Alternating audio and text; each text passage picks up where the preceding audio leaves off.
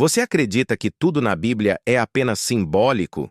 E se eu te dissesse que, entre seus versículos sagrados, existem relatos de criaturas tão misteriosas, tão poderosas e fora do comum, que até hoje desafiam a lógica, a teologia e a imaginação? Hoje, vamos viajar por um lado menos explorado das Escrituras, os 10 seres mais misteriosos da Bíblia. Prepare-se para uma jornada por visões apocalípticas, entidades celestiais, monstros primordiais e figuras sombrias. Criaturas que parecem ter vindo de outra realidade ou de um tempo esquecido. Número 10. Leviatã, o Senhor dos Abismos. No livro de Jó surge uma das descrições mais impressionantes de toda a Bíblia: o Leviatã. Uma criatura colossal que habita as profundezas do mar, com escamas tão firmes que nem flechas podem atravessá-las. Seu hálito é comparado a fogo, seu rugido ao trovão. Alguns teólogos enxergam o Leviatã como a personificação do caos primordial, o resquício de um mundo selvagem antes da criação ordenada de Deus. Outros acreditam que ele seja o reflexo dos grandes inimigos de Israel. Forças destrutivas, impiedosas, incontroláveis. Mas a verdade é que, seja ele uma criatura literal ou um símbolo cósmico, o Leviatã continua a intrigar estudiosos e místicos há séculos. Ele é mais do que um monstro. É um desafio à ordem divina, dominado apenas pela vontade de Deus. Número 9. Behemoth, o guardião da terra. Também mencionado no livro de Jó, o Behemoth surge como o irmão terrestre do Leviatã. Descrito como um animal herbívoro gigantesco, com músculos firmes como aço e ossos comparados a barras de ferro. Ele se move com a força de um terremoto, mas se alimenta pacificamente das pastagens. Alguns estudiosos tentaram identificá-lo com um elefante ou um hipopótamo, mas outros acreditam que ele representa a força bruta da natureza, um pilar da terra. Nas leituras mais simbólicas, o Behemoth seria o oposto do Leviatã, terra contra mar, força passiva contra o caos destrutivo. Juntos, eles equilibram os elementos, como 2 titãs que sustentam o mundo sob o olhar de Deus.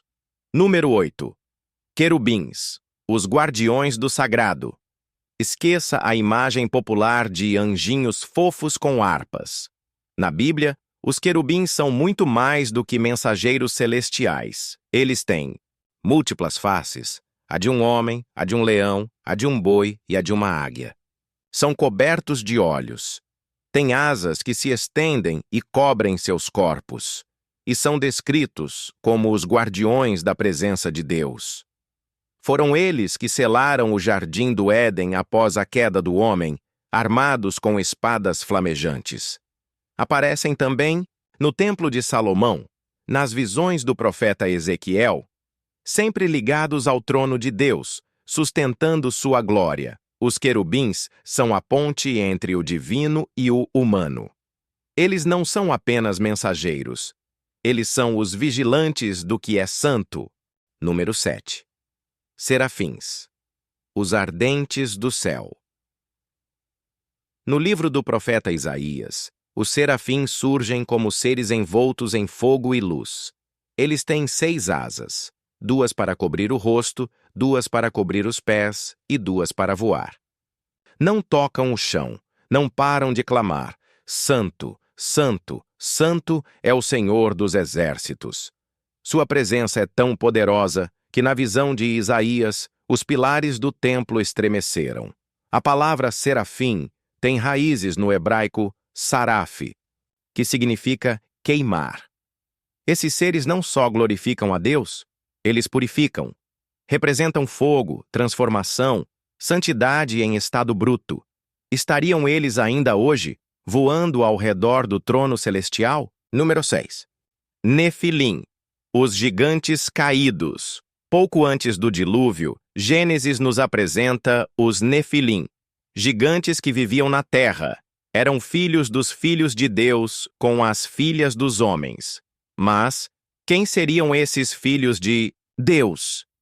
Anjos caídos? Seres divinos? Uma linhagem esquecida? Os Nefilim são retratados como heróis de renome, mas também como corruptores.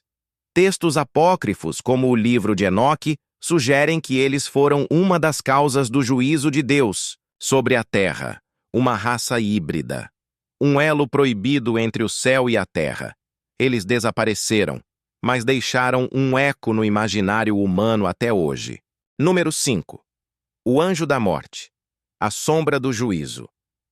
Imagine uma noite silenciosa no Egito. Pais segurando seus filhos nos braços, um ar denso de temor pairando sobre as casas. E então, ele passa. No livro do Êxodo, durante a 10ª praga, o anjo da morte é enviado por Deus, sem forma definida, sem rosto, sem misericórdia. Sua missão: tirar a vida dos primogênitos dos egípcios. Mas ele não toca nas casas marcadas com o sangue do cordeiro. Essa distinção o torna mais do que um agente destrutivo. Ele é a própria manifestação da justiça divina. A Bíblia nunca descreve sua aparência. Ele é um vazio, uma presença invisível que carrega o peso da sentença celestial. Em tradições judaicas e islâmicas, ele recebe o nome de Azrael, o ceifador de almas, aquele que separa o espírito do corpo no momento da morte. Mas o que assusta não é sua figura. É o que ele representa: a inevitabilidade do fim, a fragilidade da vida, e o lembrete de que nem mesmo os reis ou faraós escapam do juízo divino. Você já parou para pensar se ele ainda caminha entre nós? Número 4. Serpente do Éden, a voz da queda. No começo de tudo, quando o mundo ainda era puro e o homem caminhava com Deus, surgiu uma voz, uma serpente, um sussurro, uma escolha. No jardim do Éden, ela convence Eva a comer do fruto proibido. E com isso, muda para sempre o destino da humanidade. Mas quem era a serpente de fato? No Gênesis, ela é apenas um animal astuto. Mas ao longo das Escrituras, vai se associando cada vez mais à figura de Satanás, o tentador, o adversário, ela. Não força, ela não grita, ela sugere, e isso a torna ainda mais perigosa. O mais enigmático? A serpente não mente. Ela diz que ao comer do fruto, o homem conhecerá o bem e o mal. E de fato isso acontece. Então o que ela representa? A tentação? O livre-arbítrio? Ou a fome humana por algo além do permitido? A serpente é mais do que um vilão. Ela é um símbolo do conflito entre obediência e desejo. E é por isso que, até hoje, ela vive dentro de cada escolha que fazemos. Número 3. O Cavaleiro Pálido, a morte montada. No livro do Apocalipse, quando o cordeiro abre o 4º selo, uma figura aterradora cavalga pela terra. Ele vem montado num cavalo pálido, de um tom esverdeado, quase doentio. Seu nome é Morte, e o inferno o segue, mas ele não vem sozinho. Junto com os outros 3 cavaleiros, guerra, fome e peste. Ele marca o início do fim dos tempos. O Cavaleiro Pálido recebe autoridade para matar 1/4 da terra, com espada, com fome, com pragas e com as feras da terra. Visualmente, ele é uma das imagens mais impactantes da Bíblia. Simbolicamente, ele representa a última fronteira, aquela que nenhum ser humano pode evitar.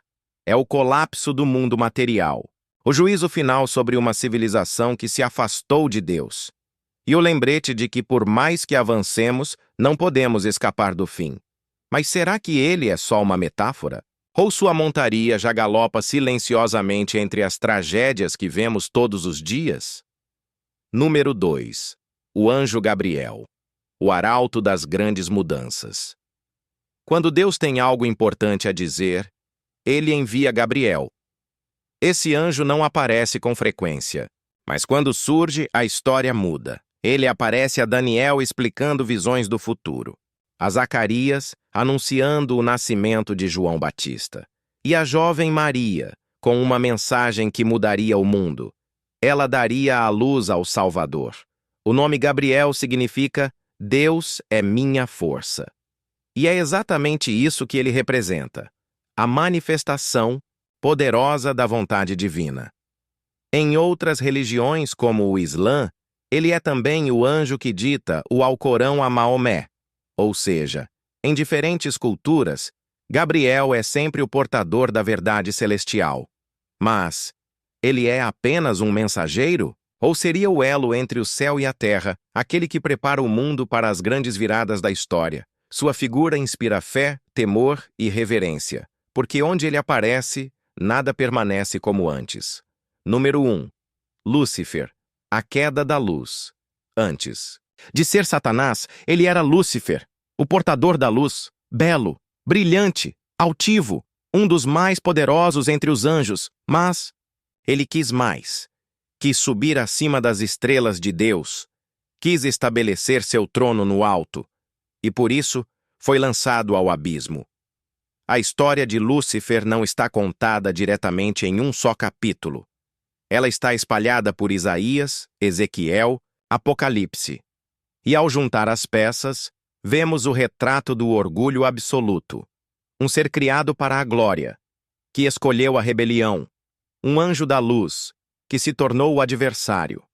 Mas o que torna Lúcifer tão fascinante é que sua queda espelha a condição humana. Quantas vezes também buscamos ser mais do que somos? Quantas vezes desafiamos nossos próprios limites, até cair? Lúcifer é o reflexo sombrio da liberdade, e é por isso que sua presença ecoa em tantas culturas, religiões, músicas, filmes e livros. Ele não é apenas o inimigo, ele é o alerta eterno de que até a luz pode se tornar trevas. Esses seres não são apenas personagens antigos. Eles representam forças, medos, esperanças, e continuam vivos no imaginário coletivo, nos debates teológicos e no coração de quem busca entender os mistérios da fé. Agora é com você. Qual desses seres mais te impressionou? Você acredita que eram reais ou apenas símbolos? Deixe seu comentário abaixo. E se quiser explorar mais enigmas da Bíblia e da espiritualidade, curta o vídeo, se inscreva no canal e ative o sininho. A jornada está só começando. Nos vemos no próximo mistério.